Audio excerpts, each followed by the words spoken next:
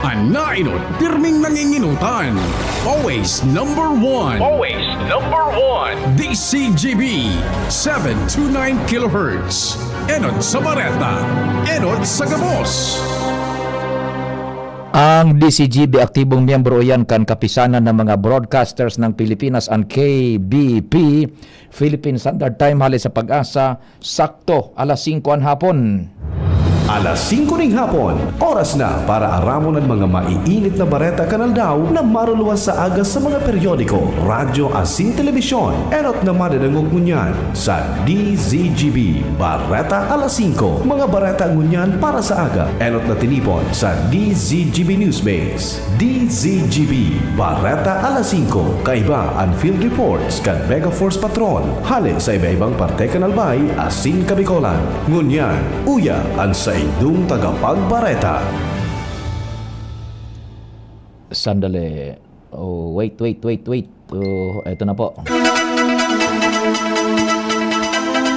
Maray na hapon sa pangaran po kang Newsbase Mega Force Patrol asin kan Technical Department.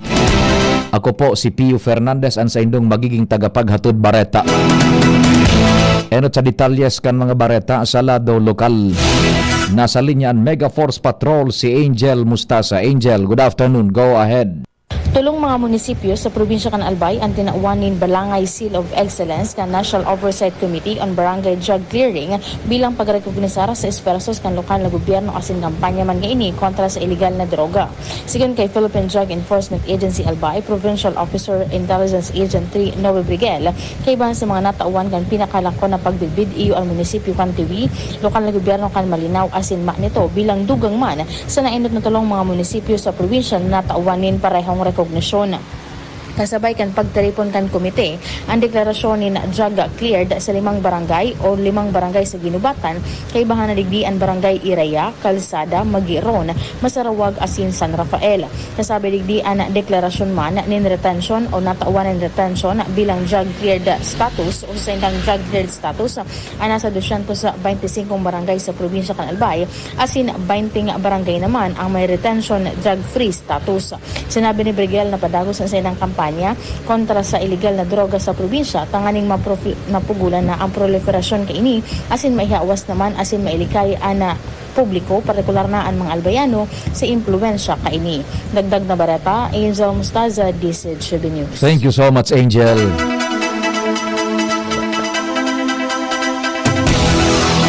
Ngunyan sa detalyes kan mga bareta sa lado nasyonal, pinagsirbi na kan Senate Impeachment Court ang summons kay Vice Presidente Sara Duterte ngunyan na aldaw. Pinagkonfirmar kan opisina kan Vice Presidente na naresibi ninda ang summons alas 10:40 kasubagong pagkaaga. Sa irarom ka nasabi ng summons, pigtauwaning direktiba na Vice Presidente na maghampang sa impeachment court pagkatapos na notisyahan asin tinauwan siya ning 10 Dias tanganing simbagon ang mga artikulo kan impeachment. Magigurumduman na igwang 4 na artikulo de impeachment ang ipinagsaangat kontra sa Vice Presidente kan Kamara de Representantes. Kaiba ng digdian salang paggamit kan sobra sa 600 milyones de pesos na confidential funds kan opisina kan Vice Presidente asin kan Departamento de Edukasyon asin dai maipaliwanag na yaman pagtaonin kwarta sa mga opisyales kan DepEd may koneksyon sa procurement o panglalagay bribery asin pagkapatakot sa buhay kan Presidente First Lady Liza Arneta Marcos asin dating Speaker Ferdinand Martin Romualdez.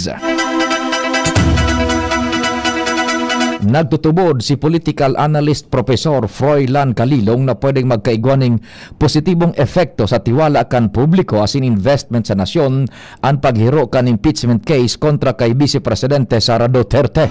Sinabi ni Calilong na masasabi man na orchestrated attack ang impeachment kontra sa Vice Presidente sa iyang pagkandidato sa pagkapresidente sa taon 2028 eleksyones.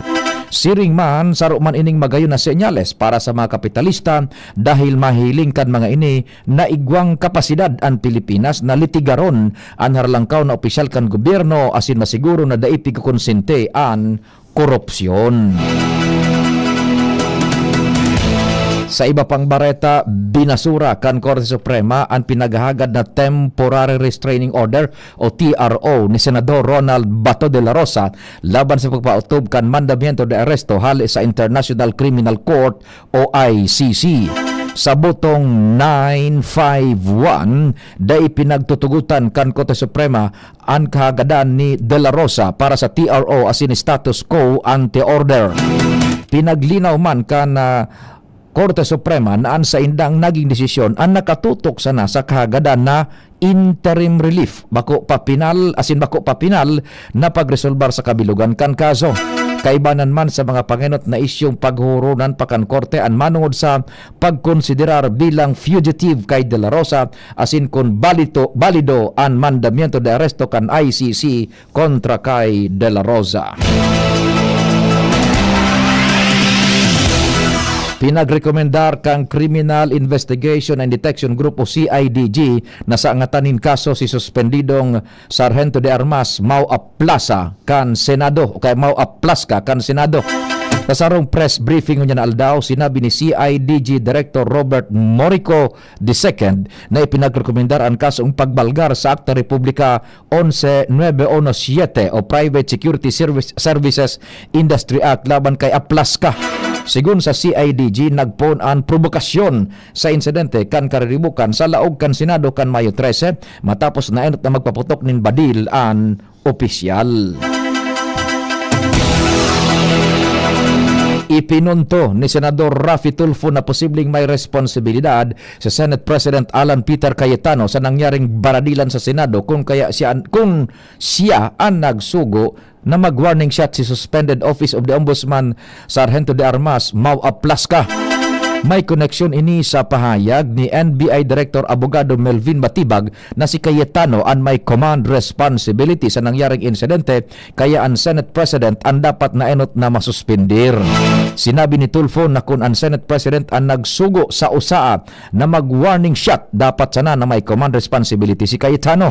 Alagad sa kasong ini, sinabi mismo ni Cayetano na dahil siyang itinaong direktiba na mag-warning shot kung kaya sa hiling ni Tulfo bako inbuelto sa insidente ang Senate President. Mientras tanto para kay Senador Robin Hood Padilla, sinabi kaining linigtas ni Aplasca ang buhay kan mga nasa laog asin luwas kan Senado. Punto ni Padilla, ang warning shot ni Aplasca asin kan NBI ang nagpakalma sa sitwasyon asin nagpatunay na friendly forces ang duwang lado. Sa katakod pang bareta, pinag-isyuhan ng subpina kan Criminal Investigation and Detection Group ang Senate Building Maintenance and General Services Engineer na si Daniel Esteban matapos ang nangyaring insidente sa Senado. Sigun kay CIDG Director Robert Alexander Morico II, kaya pinag-isyuhan ng subpina na sabing individual dahilan taday ka ini na-coordinate sa usaa ang pinagibong securing sa laog kan GSIS building maski na ini may abiso hali sa maintenance kan GSIS.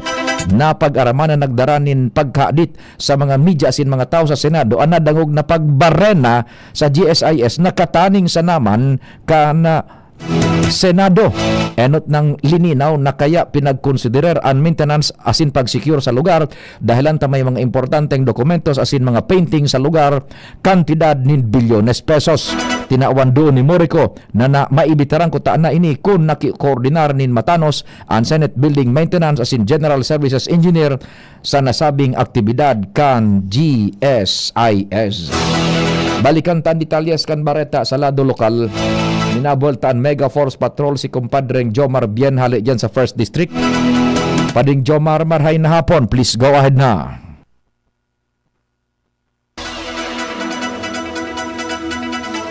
Thank you very much.